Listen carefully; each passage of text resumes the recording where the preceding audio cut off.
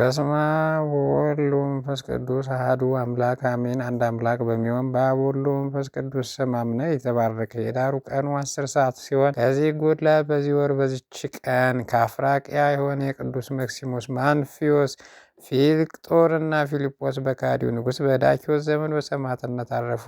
የዚህም በአዲ ንጉሥ ዘመን 7 ደቂቀ 372 ዓመት አንቀላፍተው የነቁ ከእርሱ በሸሹ ጊዜ ነው። ሁሌም ቅዱሳን መስተጋድል ክብር ይግባውና ክርስቶስ ክዶ ክርስቲያኖችን ሲያሰቃያቸው ባዩት ጊዜ ሃይማኖታቸውን ግልጽ ያደርጉ ዘንድ በአንድ ምክር ተስማምተው በአንድነት ተሰብስበው ወደ ከሃዲው ንጉሥ ቀረቡ። እኛ በእግዚአብሔር ላይ በጌታ በኢየሱስ ክርስቶስ በግልጥ የምናምን ክርስቲያኖች ለእርሱም እንሰግዳለን እናመልከዋለን ብሎ ጮኸ። ይህ ከሃዲ ዳኪዎስን በሰማ ጊዜ እጅግ ተቆጣ።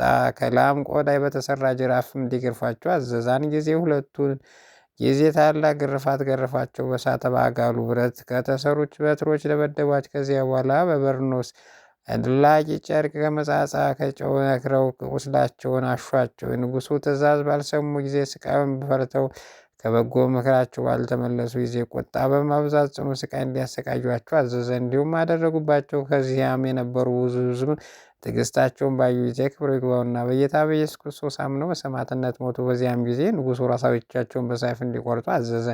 እንደዚህም ምስክሮቻቸውን ተጋድሎ ፈጽሞ የሰማዕትነት አክሊል በመንግሥተ ሰማያት ተቀበሉ። እግዚአብሔር ምስጋና ይሁን። እኛንም በቅዱሳን ሰማዕታት ጸሎት ይማረን፣ በረከታቸው ከእኛ ጋር ትኑር ለዘላለሙ አሜን።